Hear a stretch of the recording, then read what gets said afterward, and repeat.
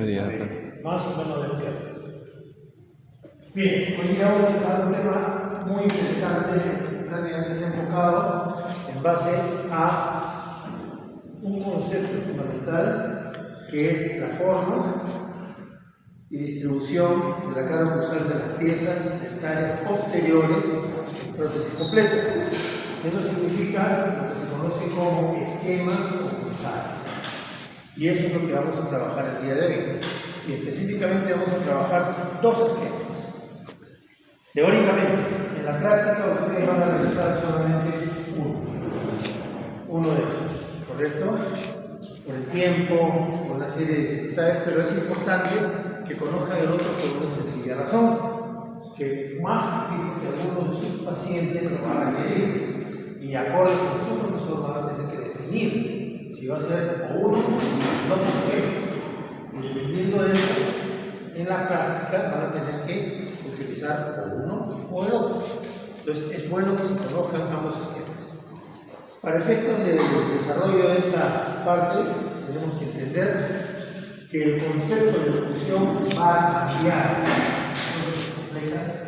porque nosotros tenemos entendido que pacientes dentados, nosotros utilizamos un esquema de desoclusión, ¿correcto? El esquema de desoclusión implica una desoclusión que ya la conocen, que es la desoclusión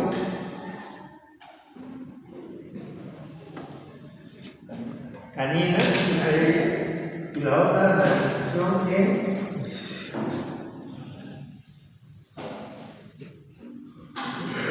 y la canina sería función, ¿correcto?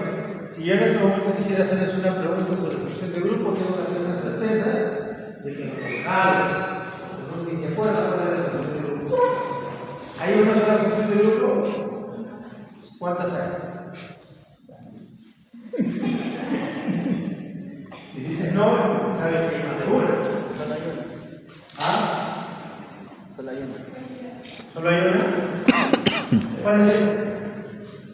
Hay la función de grupo parcial, completa y anterior. Son tres funciones de grupo. Aunque la repito.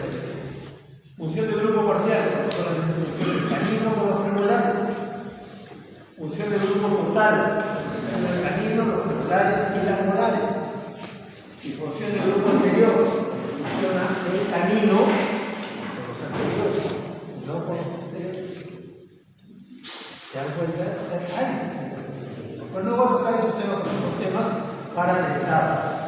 Pero eso es importante que tengan en cuenta porque justamente acá esos conceptos de desoclusión no los tenemos que utilizar.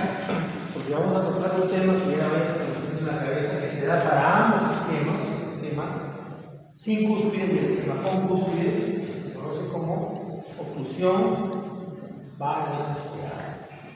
¿Correcto? Y la oclusión balanceada la diaria. Bien, perfecto. Entonces, con esta cuestión previa, vamos a ver el articulado de las piezas posteriores.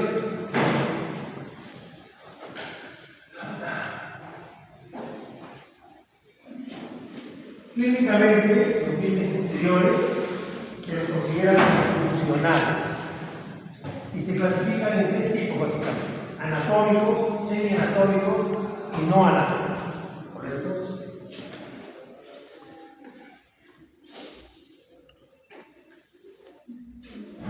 La selección de los dientes posteriores, hay consideraciones importantes que tenemos que tomar en cuenta, como es la eficacia masticatoria.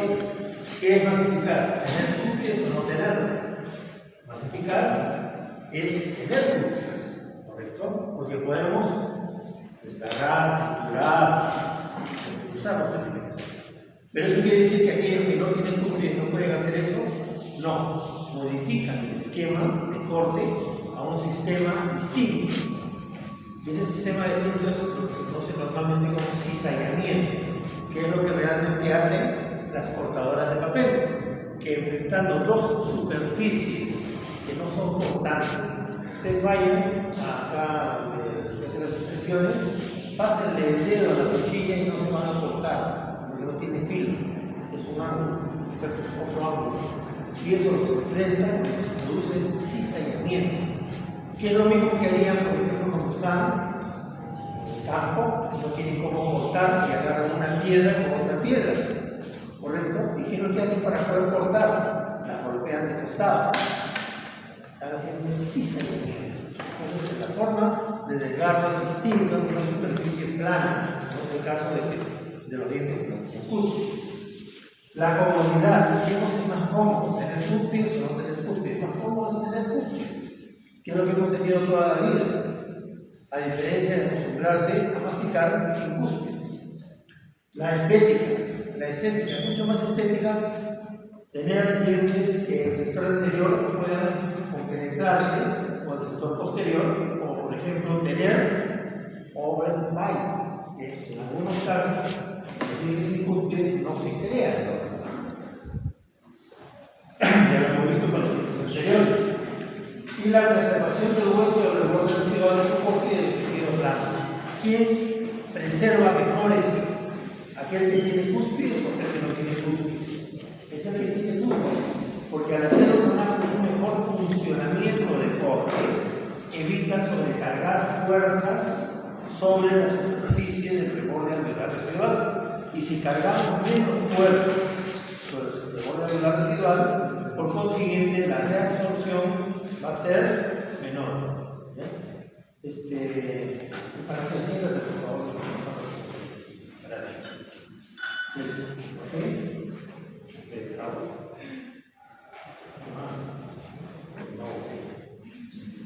Bien, ¿se entendió lo que he dicho hasta ahora? O sea, no quiere decir que sea bueno o malo uno o el otro, sino estamos compensando todos los aspectos funcionales en base a dientes artificiales y entendiendo que son dos tipos de dientes artificiales los que vamos a utilizar, con cúspides y sin cúspides. Bien. La selección, ¿cómo la hacemos? La selección para poder establecer el tamaño, forma de los dientes, hay algunas características que hay que tomar en cuenta. ¿Cuáles son? Primero, el ancho buco-lingual. El ancho buco-lingual ya ustedes lo tienen, ¿no? Le hemos dado una medida que es de 10 milímetros, y esa medida de 10 milímetros ya nos está dando un ancho promedio, más o menos que dice lo que utilizar. El ancho mesiodistal, que es el que nos va a permitir la cantidad de dientes que podamos colocar en ese espacio. Si es un reborde pequeño, no podrán tener muchos dientes. Si es un reborde mayor, podrán tener más dientes. Muy raro, imposible. Nunca he tenido un caso en el cual tengo una distancia mesiodistal en la que entren las tres molares. A pesar de que muchas veces se van a dar cuenta que las tabletas traen solo 2 molares, no 3. Correcto, pero hay algunos casos que son muy raros que se pueda dar, que ese ancho mesiodistal me permita colocar una tercera molar. Quizás menos sí, y por eso sacrificamos algunas veces un premolar. La longitud que va de la parte cervical a la parte oclusal, esa longitud depende del espacio que nosotros tengamos. Un reborde muy amplio y muy conservado permite poco espacio, perdón, mucho espacio, permite colocar dientes más altos, pero un reborde, al revés, un reborde bien conservado nos quita el espacio, porque tenemos gran cantidad de huesos, y un reborde que ha sido muy reabsorbido nos da mucho más espacio, o sea, nos permite colocar dientes, ¿no? Pero eso no quiere decir que coloquemos solamente dientes, acuérdense que hay que colocar también la falsa encima, ¿no? Y el tipo de acuerdo con la inclinación cuspidia y el material. Cuando hablamos de la inclinación cuspidia estamos hablando del ángulo que se presenta de la inclinación cuspidia con respecto al plano oclusal. Es lógico entender que dientes que no tienen cúspide tienen una inclinación cuspidia de 0. Pero podemos tener algunos que tienen una inclinación moderada, puede ser 20 grados, y otros una inclinación mayor, que llega hasta 30 o 33 grados, que son los dientes que se utilizan.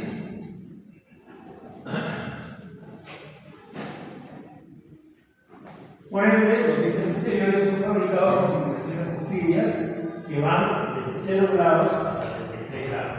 Un diente que no tiene cúspides es un diente de 0 grados. Un diente que tiene una inclinación puede ser no necesariamente solo de 20, solo que mayoritariamente encontramos tenemos en el mercado. Hay de 10 grados, de 20 grados, de 22 grados, de 30 grados, de 33 grados. Pero los más comunes son esos tres: 0, 20 y 33 grados. Por esa razón, tenemos a estos tres como ejemplo. Los dientes de 33 grados son los más anatómicos, los que más se parecen a los dientes naturales. Ofrecen máxima oportunidad para una oclusión completamente equilibrada o balanceada, que es el nombre que nosotros estamos teniendo a partir de ese momento. Los dientes de 20 grados son de formas semianatómicas, son más anchos en el sentido bucolingual, por ende, parece que fueran tablas oclusales más grandes. ¿Parece? Y justamente el problema es por eso. Hablando de tabla oclusal, ¿de dónde va la tabla oclusal? De cúspide a cúspide, no sé, de cúspide. ¿Se acuerdan? A ver, la galería, ¿qué dicen los de la U? A ver, los de la alianza. Tampoco, pero sí, pero a la hora de estar en el estadio y todo, ¿no? ¿De dónde va? Viene ese de cúspide a cúspide. ¿Qué cúspide a qué cúspide va la tabla oclusal? De la cúspide vestibular, llamadas cúspides de trabajo. Todas son las cúspides de trabajo, están las vestibulares superiores también son cúspides de trabajo. Generalicemos, no digamos vestibular, digamos que la cúspide de trabajo, en el caso de los superiores son las palatinas, en el caso de los superiores son las vestibulares. A las cúspides de guía o de no trabajo, ¿correcto? O sea, de la cima de la cúspide. En realidad los cúspides todos, de la cima, de la parte más alta. Eso no quiere decir que el ancho bucolingual sea todo eso. El ancho bucolingual de una pieza dentaria va de la parte más convexa de la superficie vestibular a la parte más convexa de la superficie lingual. Pero hay áreas que son funcionales. El área funcional es la tabla, y la tabla oclusal va de cúspide a cúspide. Conceptos básicos de función, ustedes tienen que recordar eso.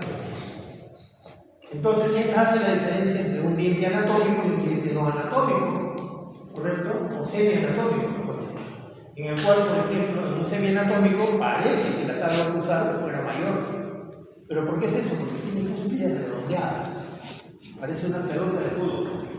Mientras que los dientes anatómicos tienen cúspides bien pequeñas. Su tabla oclusal es mucho menor. Por ende, su efectividad masticatoria será mucho mejor. En cambio, los terceros grados no hay cúspides, tienen una superficie plana, por ende, el tipo de podio que van a tener es horizontal en formato de sellamiento. Está corriendo la lista por acá, por si acaso. No es solo para la firma, tienen que poner su nombre y su firma. Les agradezco que no me dio tiempo para hacer la impresión del formato, ya para los que no han preguntado su Bueno, seguimos. Entonces, un diente sin cúspide es considerado cero. ¿Quiere decir que es malo? No, sino es un sistema el cual nos permite compensar las deficiencias de un paciente que no va a tener una buena interrelación entre los rebordes. Recordemos, si el reborde superior se reabsorbe hacia adentro y el inferior se reabsorbe hacia afuera, va a haber una descompensación de la cima de los rebordes. Por ende, esta cima del reborde superior se va a ir hacia adentro y esta se va a ir hacia afuera. Y lo que debería estar así se comienza a separar. ¿Qué va a pasar a la hora que se separen las cimas de los rebordes? Cuando quiera colocar los dientes, esos dientes tienen que ir acompañando las cimas de los rebordes. Y si acompañamos hacia un lado o hacia el otro lado, va a haber una descompensación en sentido lateral y en algunos casos me va a permitir colocar dientes con cúspide y en otros casos no. Inclusive, si hago la utilización de dientes con cúspide, me obligaría en algunos casos a invertir la oclusión y no podría colocar un sobrepase de los dientes superiores sobre los inferiores. Tendría que colocarlos en formato inverso, o sea, una oclusión invertida. Y eso funciona, también funciona, siempre y cuando mantengamos lo que se conoce como oclusión balanceada, que acabamos de hace un rato. O sea, vean todas las modificaciones del efecto oclusal que se están viendo en los pacientes. ¿Por qué Los dientes posteriores requieren de una tecnología científica que cumpla íntegramente con los requisitos básicos de su objetivo, que es la oclusión balanceada, o también llamada oclusión equilibrada. ¿Qué significa oclusión balanceada? Y ahora recién van a entender un concepto que mal utilizan regularmente ustedes en pacientes dentados.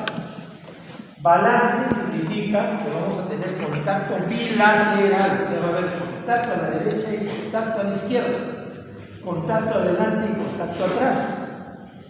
Si yo proyecto los dientes a un overjet de 1 milímetro o 1,5 milímetros y logro contactar los bordes incisales anteriores, también debe haber contacto posterior. Si llevo las mandíbulas en la derecha y contacto con el lado de trabajo, el lado de no trabajo, que regularmente no contacta, también va a contactar. Sea con monoplanos, sea con poliplanos, o sea con dientes con cúspides o sea con dientes con cúspides. Eso no se da en pacientes dentados. No se da, porque tenemos que tener desoclusión, lo que mencioné hace rato, sea canina o sea oclusión de grupo. Entonces, este concepto es muy importante que lo tengan en su cabeza. ¿Y por qué digo que lo mal utilizan? Porque muchas veces escucho lado de balance en pacientes dentados. Y díganme ustedes cómo puede existir un lado de balance, para que haya balance tiene que haber contacto, donde no hay contacto. Si yo digo lado de abajo derecho, el lado izquierdo en pacientes dentados, no hay contacto, está sin contacto. ¿O me equivoco? ¿No es cierto? Entonces, ¿cómo va a ser un balance algo que no contacta? Por esa razón, es mal utilizado en oclusión de pacientes dentados cuando decimos lado de balance. Ese término en pacientes dentados. Pero sí pueden utilizarlo en pacientes sedentos. Porque cuando ha acumulado trabajo, el lado de no trabajo de un paciente denso completo sí contacta. Y por ende sí va a tener balance. La única forma, y ahora sí le rompo el cerebro, en la que existe contactos en el lado de no trabajo en pacientes dentados, se conoce como contactos de hipervalencia, en la que sí hay un contacto. Pero eso es, no voy a tocar ese tema porque eso sería, como les digo, para romperles un poquito el cerebro, y si quieren búsquenlo, contactos de hipervalencia, para presentar qué es un hipervalencia. Y eso sí se da en pacientes dentados. Ese término es un término muy especial. Pero bueno, no discutamos más. Concluimos que en pacientes de prótesis completa, sea con dientes monoplanos, o sea sin cúspides, sea con dientes poliplanos, semianatómicos o anatómicos, con cúspides, debe existir un concepto de contacto bilateral balanceado, o también llamado equilibrado. El contacto bilateral es simultáneo de los dientes que pasan de oclusión quizás céntrica sin obstáculos o interferencias. Eso es lo que realmente es. Este equilibrio debe estar en armonía con las ATM y el modo muscular, porque nosotros estamos creando uno de los componentes funcionales y no existe.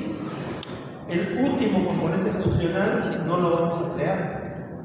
¿Cuáles son los componentes funcionales necesarios en patronal? Ahí está, vean. ATM, neuromuscular. Ahí no dice periodonto. Ahí no dice periodonto. No existe el periodonto para nosotros en prótesis completa. Ya no existe, se lo sacamos. Se fue el diente, se fue el periodonto. Oclusión. Y la oclusión, ahí están los tres. Entonces, ¿quién compensa al periodonto? ¿Alguien lo tiene que compensar? La propiocepción mucosal, que es la recepción sensitiva de la mucosa, porque tiene que haber sensibilidad de alguna forma. Por eso es tan importante, y algunos por ahí le han dado un pasito que van a mantener algunos dientes, es bueno conservar raíces. Porque si yo conservo raíces, estoy conservando periodonto.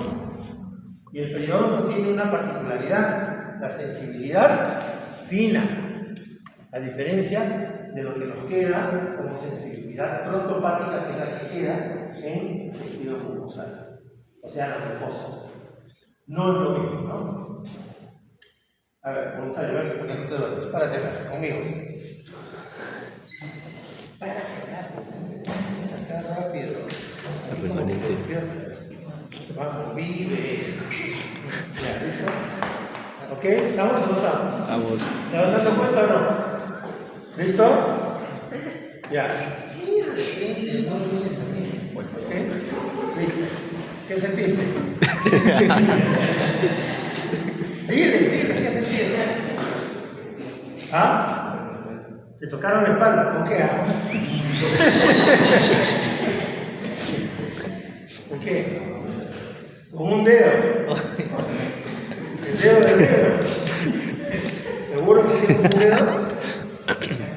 ¿Siente o no siente? Pregunto. ¿Siente, no es cierto? Ok.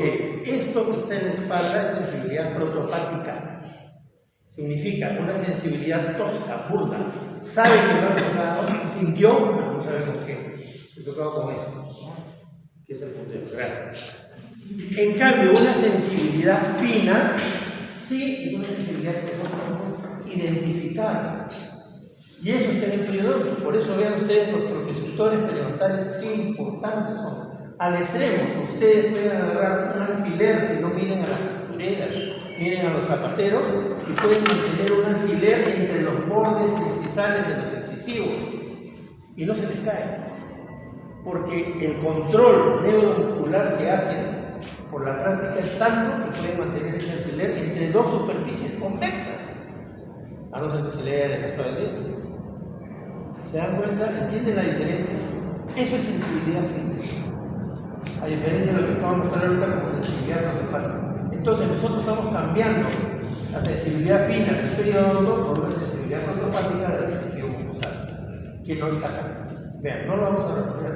Existe como tal, lo vamos a utilizar, pero en la base de la dentadura. Entonces, cuando la base de la dentadura entre en contacto con la mucosa, va a comenzar a trabajar la sensibilidad protopática. Vean, lo importante es entender que estos elementos que son componentes funcionales del sistema estomatognático entran en equilibrio entre ellos. Y al entrar en un equilibrio, estamos teniendo en cuenta que hay uno de ellos que nosotros vamos a reemplazar, que es el esquema oclusal. Y al poner el esquema oclusal estamos complementando nuevamente todos los componentes funcionales que son 4. Las famosas 4 vías del carro, ¿no? ATM, neuromuscular, periodonto, que ya no es periodonto, ahora es tejido mucosal, y el caso del esquema oclusal que lo estamos creando. Entonces, ¿cuáles son los materiales más comunes con los que se conforman estos dientes, ¿no? En el caso de los posteriores, al igual que los casos de los anteriores, puede ser de porcelana horneada al vacío, que fueron los primeros que se utilizaron, resina acrílica y actualmente una nueva resina acrílica endurecida o reforzada. Si ustedes ven, cuando tengan los dientes, por ejemplo, un diente tiziano, que es un diente simple, tendrá 1 o 2 capas de acrílico. Hay dientes de marcas que tienen 3 o 4 capas de acrílico, eso significa dientes reforzados, ¿no? Al final los dos son de acrílico. ¿Ok? Unos reforzados, otros no. Los anatómicos generalmente los hacen de 2, 3, 4 capas de acrílico, ¿no? Son los únicos dientes que se utilizan. Antiguamente se utilizaban, vean los mayas, vean los incas, los aztecas, utilizaban dientes naturales, dientes de marfil, ya hemos visto la historia. Correcto, antes de que existieran los dientes artificiales.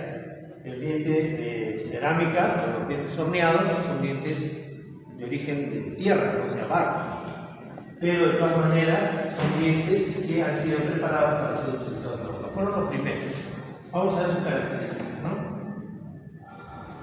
Los de porcelana son los más resistentes al desgaste y a la pigmentación, desafortunadamente también son los más propensos a fracturarse los dientes. Las marcas son dependientes, por ejemplo, esta firma Dentsply, que tiene ese modelo que es el Cosmo, que partamos del hecho de que todos los dientes pueden ser interiores y posteriores, ¿no? Pero vamos a hacer los anteriores porque justamente en base a los colorímetros que ellos tienen podemos escoger realmente el tipo de dientes y todos tienen una característica, como son de porcelana no los podemos desgastar, entonces tienen que tener un elemento de retención macromecánica y ese elemento de retención macromecánica es un botoncito en el sector posterior que ya viene pegado y ese botón me ayuda, un botón metálico, a que se pueda retener con el acrílico. Recuerden que la porcelana no es igual al acrílico. ¿Cómo se llamaban esas cajitas que le poníamos a los dientes, cámaras históricas. Eso es para los dientes que no son de porcelana. Para esto tienen que llevar el botón. Entonces, esos dientes de resina son los menos resistentes al desgaste y tienen a los bien manchas de manera más rápida que la porcelana. No obstante, son los tienen menos probabilidades de astillarse o fracturarse. Como por ejemplo, los dientes más comunes que ustedes tienen en el mercado, ¿no? Los Olympic, que es una marca muy conocida colombiana. No voy a mencionar marcas, pero tienen los Ortolux, es otra marca, correcto, los cuales podemos tener dientes semianatómicos y anatómicos, ¿no? Y los endurecidos, vean ustedes la diferencia de las características de las caras oclusales. Este es de la firma Trubay. Los Trubay fueron los primeros que hicieron de porcelana, es una marca americana, pero también han hecho de acrílico endurecido. Y este es de la firma Display, esta es la Ivoclar Rivael, que es el ortotip. Vean ustedes las características anatómicas que tienen los dientes anatómicos, ¿no? Son muy bien definidos desde el punto de vista oclusal. A diferencia de los anteriores, no sé si se percataron, vean las superficies oclusales. Son definidas, pero medio irregular, ¿no? O sea, como si fueran redondeados. Estos son de tipo semi-anatómico. O sea, bien integrado. Ventaja de los dientes de porcelana: buena estética, alta dureza, larga vida útil, desgaste mínimo, por lo tanto mantiene la dirección vertical y la relación céntrica muy bien. Siempre y cuando los registros sean buenos. Si no, pues van a traer problemas.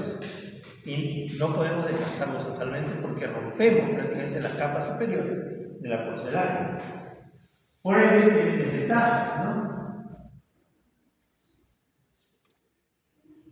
¿Cuáles son esas desventajas de los dientes de porcelana? Provocan muy uso al morder, cuando se muerde fuerte o hacer movimientos fuera de céntrica, requieren retención para enderezar la base, son difíciles de tallar, no se pueden preparar, producen desgastes en dientes naturales antagonistas. Por ejemplo, si una parte disputada superior de dientes de porcelana contra dientes naturales, quien gana es la porcelana, porque los va a desgastar, ¿no? Normalmente trabajamos artificiales contra artificiales, prótesis completa de un diente total.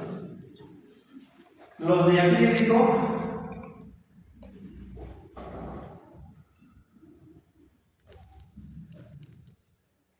se pueden tallar y desgastar, preparar por ende, tienen buena estética, en especial los anatómicos.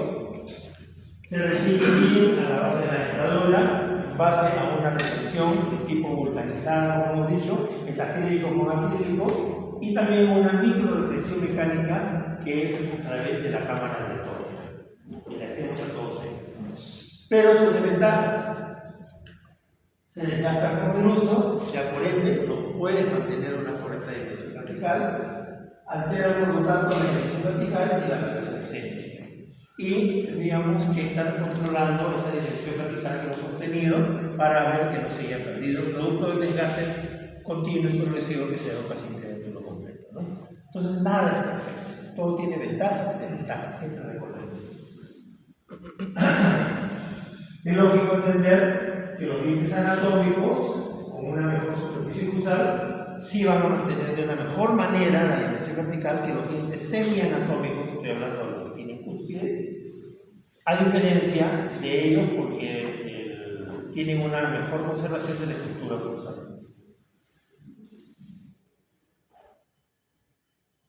Vamos a ver ahora el articulado de dientes no anatómicos, o sea, monoplanos, que es el que ustedes van a analizar. Hay algunas características que son importantes. La primera es la que vamos a hacer el día de hoy en la práctica, que es la toma de registros, ¿no? Recuerden los registros, modelo superior con arco facial, modelo inferior con registro de relación en el artículo semiajustable, y por ende lo que vamos a hacer es colocar los dientes en base ya a las líneas que se marcaron y a los dientes posteriores. Entonces, ¿cómo se trabaja la parte de los monoplanos? La articulación con los dientes sin cúspides exige conjunción y aplicación de dos principios básicos. ¿Cuáles son esos principios? Eliminación de planos inclinados. Mientras menos planos inclinados existe mejor, o sea, la fuerza sea lo más vertical y eliminación de la acción de palanca. O sea, si no tenemos contactos dentarios interferentes, no debemos de tener palancas. La palanca, recuerden, son de tres géneros, ¿no? La del primer género sería la que más nos afecta, que vendría a ser con el punto de interferencia al centro, por decir, ¿no? Que nos cree ese desbalance como un columpio.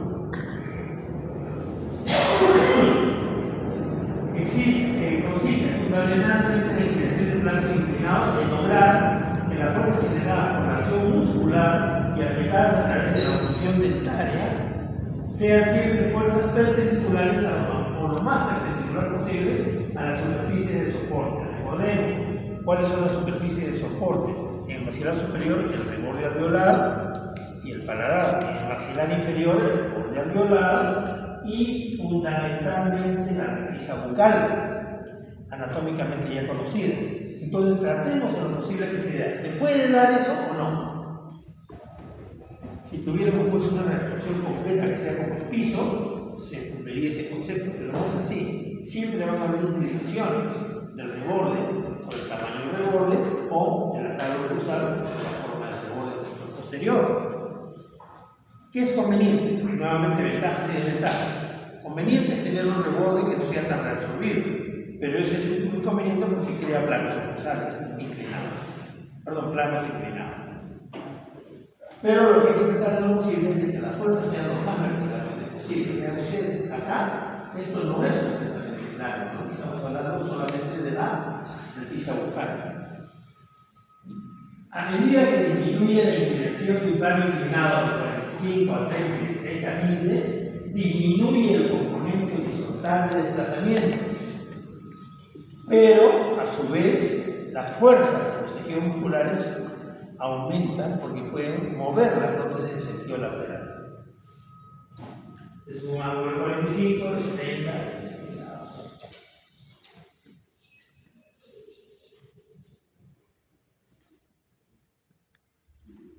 Para determinar el plano cruzal, entonces, no debe seguir el concepto de ubicarlo paralelo al plano de Camper usando el plano de Fox, simplemente. No sirve como referencia eso. Pues es un plano imaginario e inclinado de atrás adelante y de arriba hacia abajo. O sea, este es el plano de Fox, este es el plano de Camper, y son paralelos, ¿no es cierto? Pero ¿qué pasa si yo pongo eso de esta manera en el plano cruzal? El plano cruzal va a estar mucho más abajo del sector posterior. Y el plano cruzal del paciente es ligeramente inclinado. Entonces tengo que buscar esa inclinación para que a la hora que el maxilar inferior cierre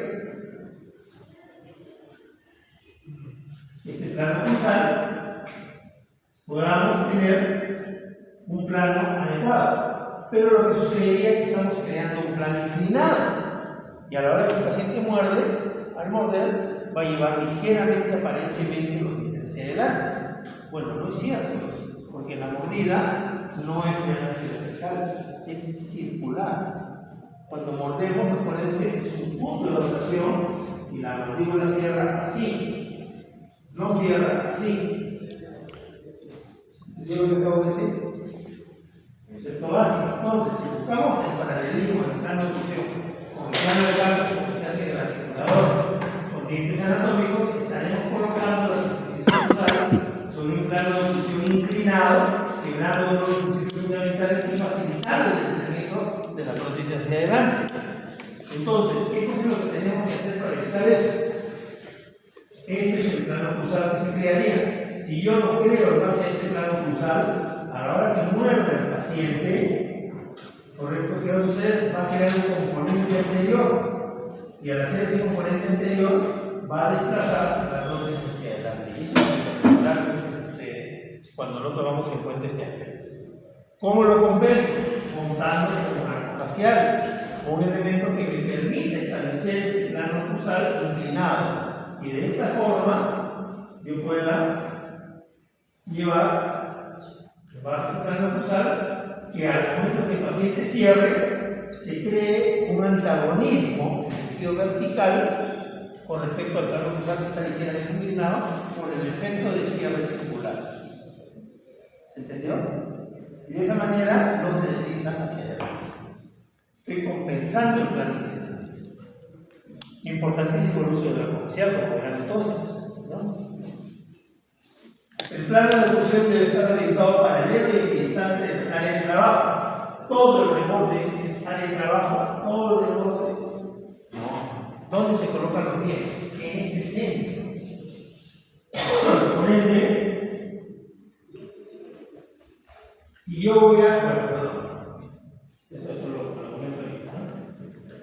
Si yo veo los planos inclinados que de por sí el paciente tiene, vamos a estar haciendo un supuesto, y coloco el plano a expensas de uno de ellos, tiene que escoger cuál es el más conveniente, el superior o el inferior. Y yo veo que el superior va más acorde con el plano de Camper por un lado y por otro lado con la inclinación que me permite el arco facial, por consiguiente, entonces yo preferiría el superior, porque de esa forma vamos a tener un beneficio funcional. Veamos en este caso del superior, lo ponemos paralelo con respecto al superior. En el caso del inferior, si yo lo pongo paralelo con respecto al inferior, ¿en cuál de los dos yo tendría un mejor beneficio funcional? ¿En el primero o en el segundo? En el primero, porque el primero está acorde con el cierre mandibular. En el segundo, el cierre mandibular chocaría con un plano inclinado, inverso todavía, ni siquiera así, sino inverso. Y al hacer eso, inmediatamente, fácilmente, deslizaría hacia adelante. Por ejemplo, acá, veamos lo que va a hacer yo. Yo quiero hacer que mi cuerpo no caiga al suelo y me voy a apoyar en la pared, ¿correcto? ¿Qué pasa si yo me apoyo de esta forma? Presión y contrapresión. El cuerpo se mantuvo en una sola posición, ¿no es cierto? Pero ¿qué pasa si yo no hago ese ángulo recto que tiene que hacer la fuerza muscular con respecto al plano? Y en vez de apoyarme así, me apoyo así. ¿Por qué? Porque el mismo peso del cuerpo, la fuerza muscular, empujó para el deslizamiento. Se creó un plano inclinado. En los dientes sucede lo mismo. Esto es un plano inclinado, esto es un plano inclinado. Pero ¿qué tengo que hacer? Primero hay fuerza, ¿no? Dice, en el caso de la acción de palanca y los planos inclinados que se crean, este segundo principio hay que tener en cuenta que hay que eliminar lo posible toda fuerza que incida por fuera de la superficie de soporte. Y esas fuerzas existen. Están los labios, los carrillos, la lengua, todo eso que va a influir sobre la superficie de los dientes. Entonces, lo primero es que van a existir estas fuerzas naturalmente. Son fuerzas generalmente similares. En algunos casos son mayores unas que otras.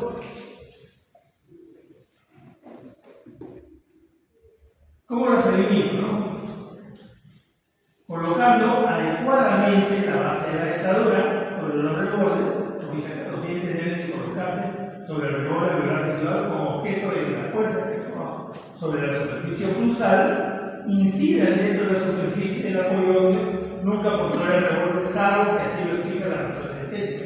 O sea, lo que les acabo de mencionar ahorita, cuando hay una fuerza vertical, esta se anula, acción y reacción.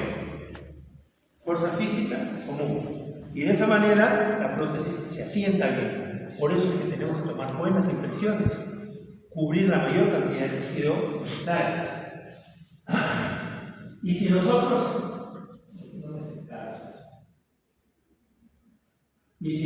tenemos fuerzas laterales, como ya lo he visto en el anterior, estas fuerzas laterales, que estas fuerzas laterales sean parejas, de tal forma que la de la parte interior se anule con la de la parte exterior, la anterior con respecto a la parte posterior, y de esa manera mantengamos un equilibrio de fuerzas. Todos estos conceptos nos ayudan mucho a mantener la dentadura en su posición.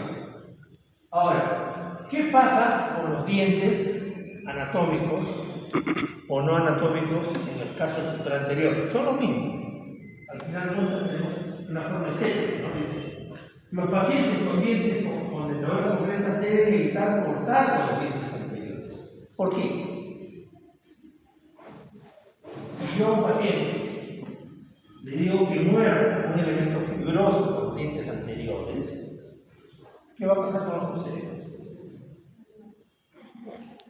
¿Qué pasa con los dientes posteriores? ¿Cómo están los dientes posteriores? ¿Están en contacto o no están en contacto? ¿Deben estar en contacto? Sí, porque debemos tener función equilibrada. Que lo realmente están en contacto, no, la paciente está con la boca abierta. No están en contacto. Entonces, si no están en contacto, ¿cómo actúa el contacto de los dientes con la manzana? Como un punto de equilibrio. Se creó parámetro.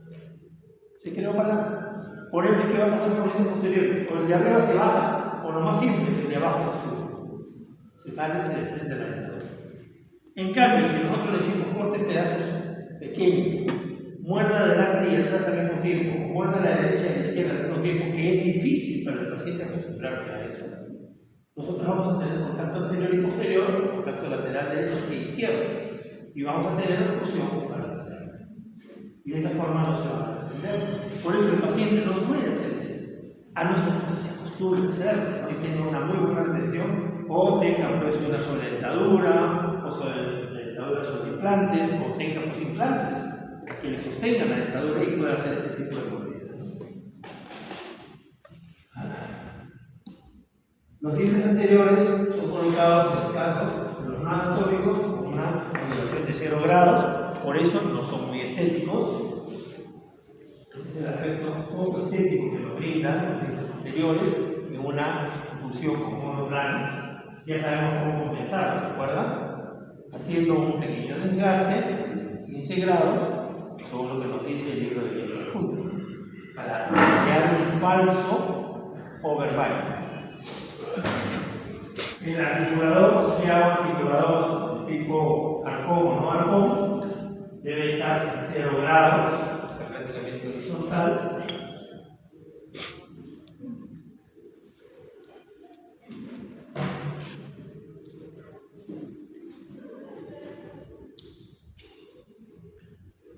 Eso es lo que me refería hace un rato con el aspecto funcional, ¿no? Las zonas de los segundos premolares de primera molar y eventualmente el primer premolar, tanto en el maxilar superior como en el inferior, realmente son las únicas zonas realmente paralelas. Hace un rato le mencionaba una línea más larga. No, es una línea más corta. Este es el único sitio realmente paralelo. Y ese es el punto que mantiene realmente la síntesis. Quiere decir que la segunda molar o posiblemente el primer premolar están fuera. Porque muchas veces, ¿qué es lo que sucede? A la hora de articular los dientes, nos vamos a dar cuenta que esos dientes no están en un real contacto. Pero hay que tratar de dar contacto.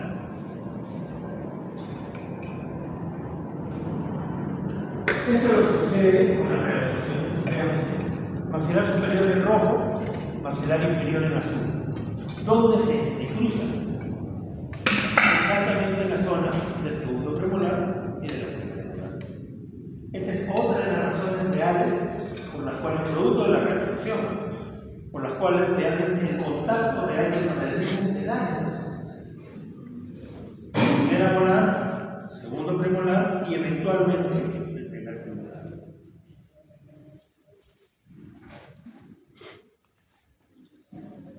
las áreas de soporte en el maxilar superior y inferior son las únicas zonas de toda la superficie dental que van a ocurrir en posición céntrica.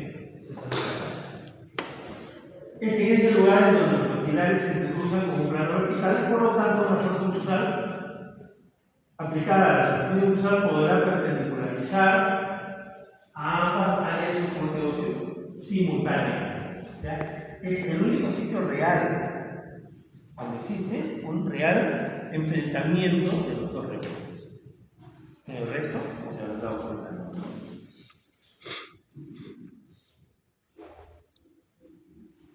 Es indispensable entonces que la dirección vertical obtenida clínicamente, que ustedes ya lo han visto como conocemos, es el caso de la señora, ¿se acuerdan?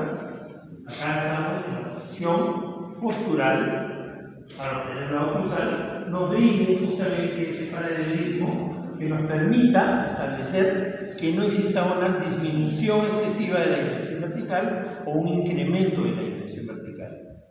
Como le decimos, la parte más difícil es saber cuál es realmente la posición del reposo. Y por consiguiente, de esa forma, obtener la real dimensión vertical o cruzal del paciente. Obteniendo eso, entonces, nosotros no vamos a ver. Si yo tengo una cosa de dirección vertical, no voy a crear planos inclinados. Y acá, si no la tengo, voy a crear planos inclinados. O sea, una dimensión vertical disminuida, la vamos a ver como culebra para adelante. Una incrementada se va a ver ligeramente así.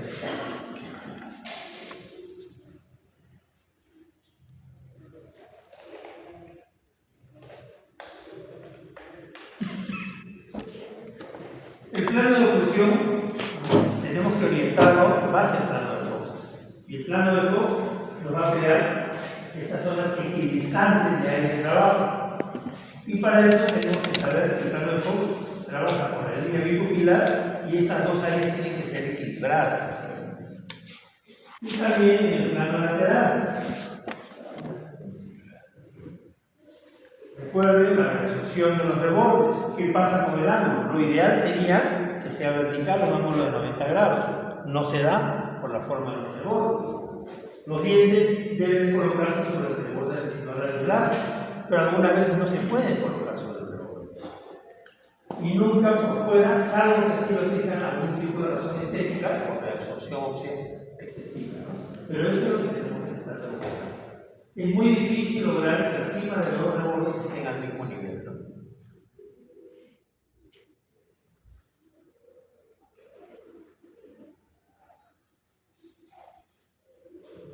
Un aspecto fundamental consiste en la centralización antero-posterior de la oclusión. Esto se logra evitando el contacto cruzal en oclusión céntrica con los dientes anteriores y el segundo con el superior. Entonces, si yo logro establecer ese contacto, lo que va a suceder es que cuando el paciente protruya los dientes a esta posición, vean la posición anterior, ¿qué va a pasar con los dientes posteriores? Van a chocar. Entonces, ¿cómo evito que choquen? Inclino ligeramente la segunda molar superior. Y al inclinarla, evito ese choque.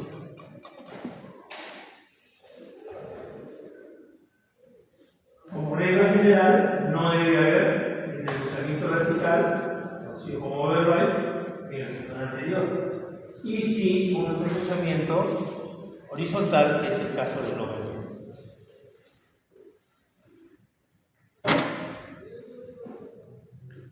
Entonces, ¿qué cosa es lo que logramos? Este es un caso de un paciente que se hizo una prótesis con la técnica de zona neutra porque había demasiada reabsorción superior e inferior y una tremenda descompensación. Y el paciente por estética pedía dientes poliplanos. Se le pusieron dientes poliplanos.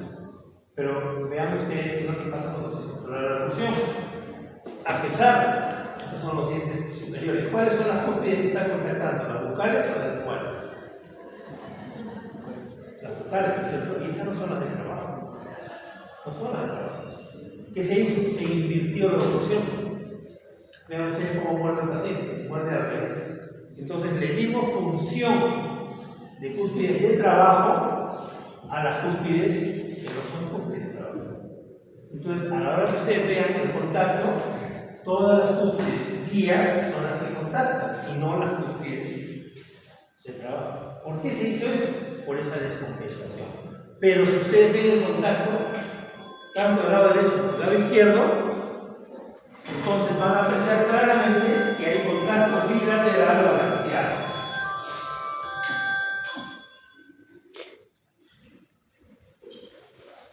Ahí tienen ustedes el contacto bilateral balanceado en relación céntrica y por ende compensa tremendamente lo que acabo de mencionar.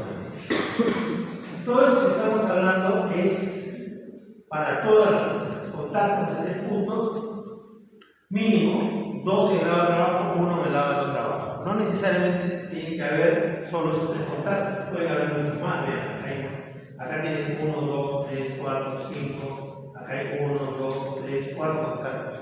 Pero lo mínimo que tiene que hacer para que exista oclusión balanceada son 3. Por eso era que lo que la señora de la semana pasada, ¿se acuerdan que le invertimos la tabla oclusal, podría contactar un solo diente, porque lo mínimo es 1 versus 2, para que haya oclusión balanceada. Factores que determinan la selección de los dientes posteriores: hábitos como el bruxismo, evolución céntricas habituales, o sea, ¿por qué ponemos dientes de tipo no anatómicos, ¿no? Disturbios preocululares, dentaduras con dientes antagonistas naturales, están severamente desgastadas, poco espacio oclusal, en dentaduras inmediatas, clase 2, división 1, rebordes nacionales muy frágiles y reabsorbidos. Seguimos. Gran discrepancia de tamaño de los rebordes, pacientes que han sido intervenidos quirúrgicamente, modificaciones de dentaduras antiguas, cuando existan problemas en la ATM, dentaduras únicas, mordidas cruzadas, cuando es difícil encontrar el de relación céntrica. Un montón de especificaciones. O sea, la mayoría de los pacientes realmente nos llevan a un caso de oclusión con dientes.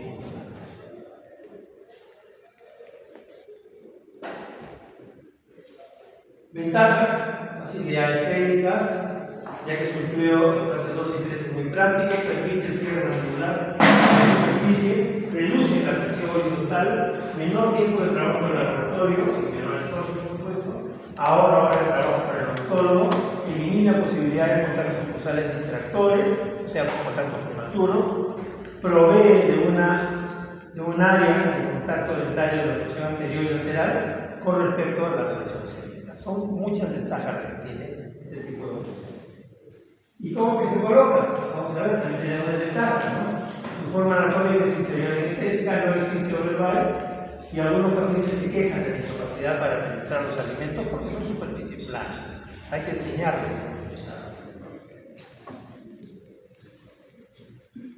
Bien, ¿cómo es que los colocamos? Primero, hacer las líneas. En base a las líneas, establecer los dientes anteriores. Y en base a los dientes anteriores, colocar los dientes posteriores. Es la forma más sencilla. ¿Qué tenemos que trazar? Ya tenemos los dientes anteriores, superiores e inferiores. Lo que se hace es poner,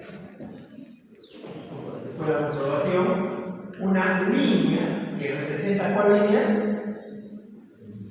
La línea C. Y en base a esta línea C van los dientes de uno en fondo. Algunos autores dicen comenzar con los dientes superiores, otros con los inferiores. Voy a trabajar desde acá porque ese aparato no me ayuda. Casi perder más tiempo de otra cosa.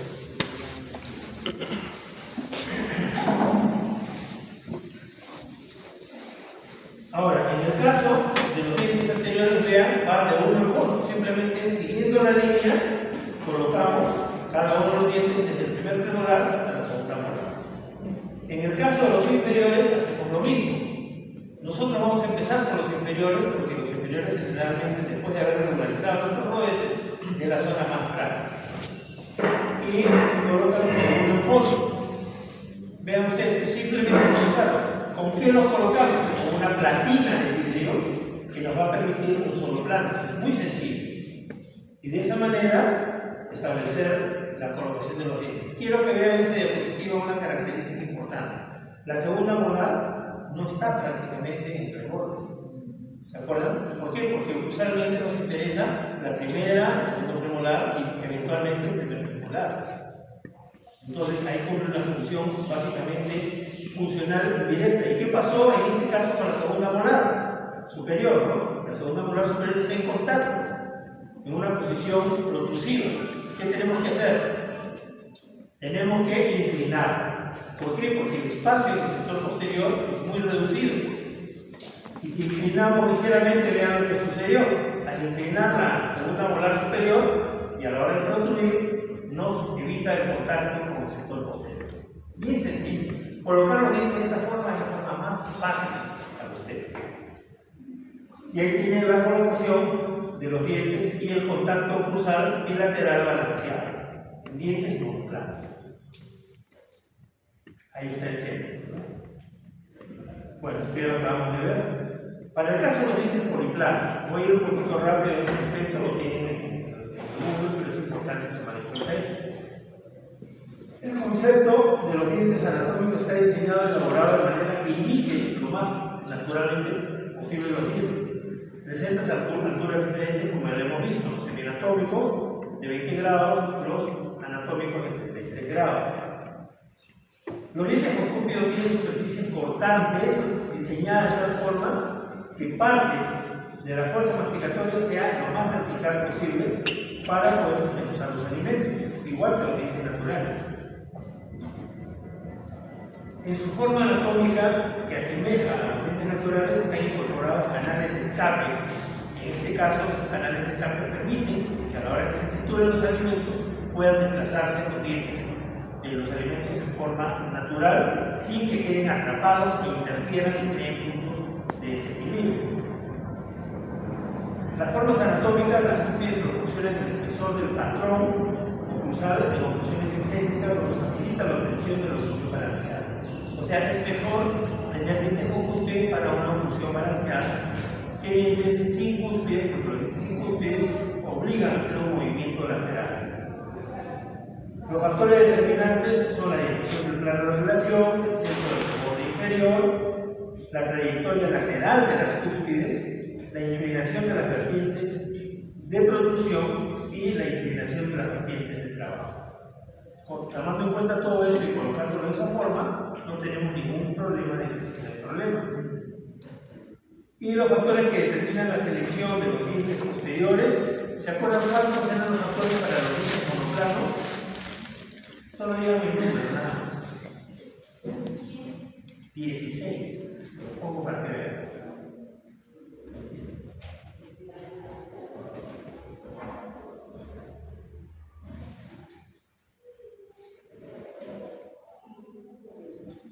Perdón, 15 aspectos. 15 aspectos que les he mencionado. ¿Cuántos se necesitan para los dientes poliplanos?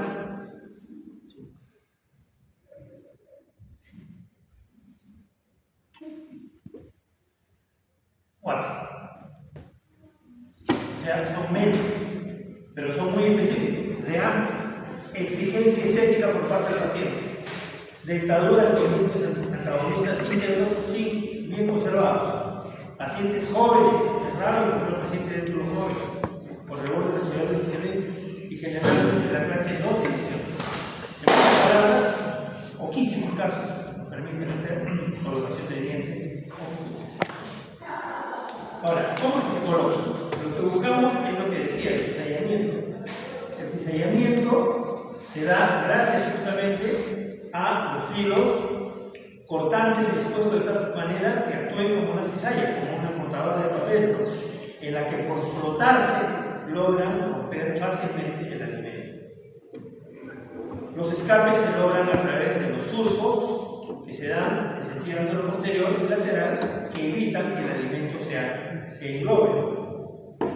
Los dientes con cúspides proporcionan una resistencia a la rotación de la dentadura, por ende enfrentan verticalmente la superficie de masticación.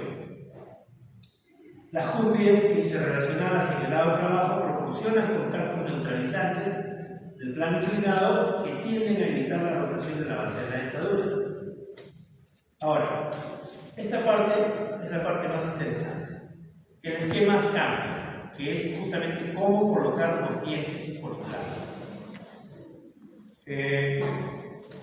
Este es el protocolo principal. Se montan los dientes posteriores y superiores, empezando con el primer premolar y continuando con el segundo hasta culminar con la última molar. O sea, comenzamos con los pósteros superiores. Luego se coloca el primer molar inferior. Aquí ya tenemos que ir colocando diente por diente. Primer molar inferior del lado derecho junto con el del lado izquierdo. Al colocar el primer molar inferior sin subir el contigo, es posible determinar fácilmente la posición mandibular correcta, que es la famosa llave de Angle.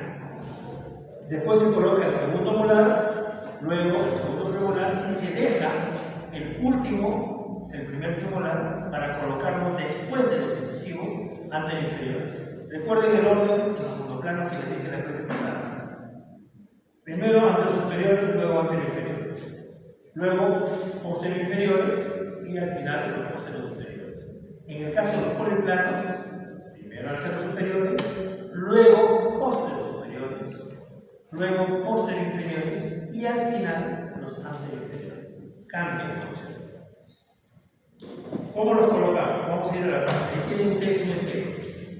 Primer premolar, luego segundo premolar, luego la primera molar y al final la segunda molar.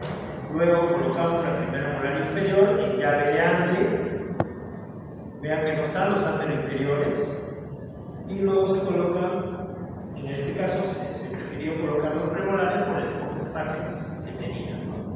Lo que sí, en el sector interno hay que controlar que las cúspides de contacto estén céntricas correctamente ubicadas. Al final se colocan los anteroinferiores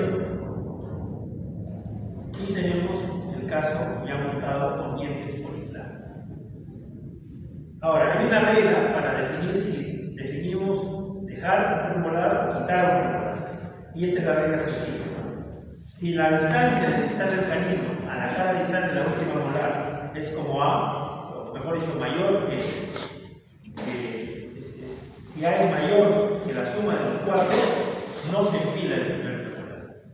Pero si es igual o menor, se enfila el primer premolar. En el caso de las piezas posteriores, este término se llama la curva de compensación. La curva de compensación es una curva que permite que los dientes posteriores vayan subiendo hacia atrás. Siguiendo la línea C y siguiendo las líneas laterales de los dientes, vamos a crear dos curvas. La curva de compensación y la curva que tiene que ver con el plano horizontal. Recuerden que al principio trabajamos con recta, la línea C es recta. ¿Cómo se coloca? El primer premolar en contacto con la superficie oclusal, creando nuestro lecho. Se fija y se fija y se puede levantar la cúspide palatina, vean cómo se ha puesto ahí, ligeramente. Como pueden estar las dos cúspides en contacto con la palatina. El segundo premolar, una vez que se ha colocado el primero, se le hace el lecho y las dos cúspides sí tienen que estar en contacto. Hasta ahí todo es igual que los dientes monoplanos. Ahí están las dos cúspides en contacto. Luego viene la primera molar. Este es el primer cambio. La única cúspide que contacta es la cúspide mesio-palatina, como se puede apreciar ahí. La cúspide mesio-vestibular y disto-palatina están 0,5 milímetros, o sea, la mitad de un milímetro por encima de eso. Y la disto-vestibular, 1 milímetro por encima del contacto del ojo.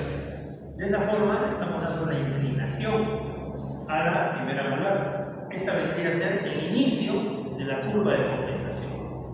Ahí la tienen.